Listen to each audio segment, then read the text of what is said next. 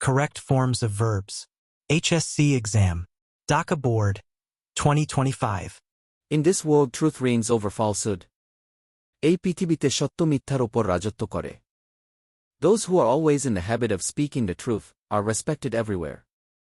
যারা সবসময় সত্য বলা অভ্যাস করে তারা সর্বত্র সম্মান পায়. But those who are involved in telling lies do not shine in life. কিন্তু যারা মিথ্যার সঙ্গে জড়িত তারা জীবনে সফল হতে পারে না. That is why we see that many great men in the history used to preach truth among their countrymen. এই জন্যই আমরা দেখি ইতিহাসের অনেক মহান ব্যক্তিরা তাদের দেশবাসীর মধ্যে সত্য প্রচার করতেন. Being truthful is essential for our society. সত্যবাদী হওয়া আমাদের সমাজের জন্য অত্যন্ত প্রয়োজনীয়. It holds the highest value in making our society better. এটি আমাদের সমাজকে উন্নত করার ক্ষেত্রে সর্বোচ্চ মূল্য ধরে রাখে.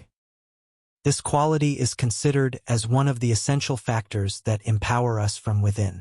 এই গুণটি এমন একটি অপরিহার্য উপাদান হিসেবে বিবেচিত হয় যা আমাদের ভেতর থেকে শক্তিশালী করে তোলে. A truthful man is a trusted person. একজন সত্যবাদী মানুষ একজন বিশ্বাসযোগ্য ব্যক্তি. And this trust builds confidence in us. আর এই বিশ্বাস আমাদের মধ্যে আত্মবিশ্বাস গড়ে তোলে. Confidence makes us feel better.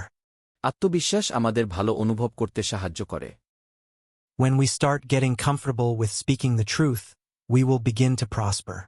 যখন আমরা সত্য বলা নিয়ে স্বাচ্ছন্দ্য বোধ করতে শুরু করি তখন আমরা উন্নতি করতে থাকি.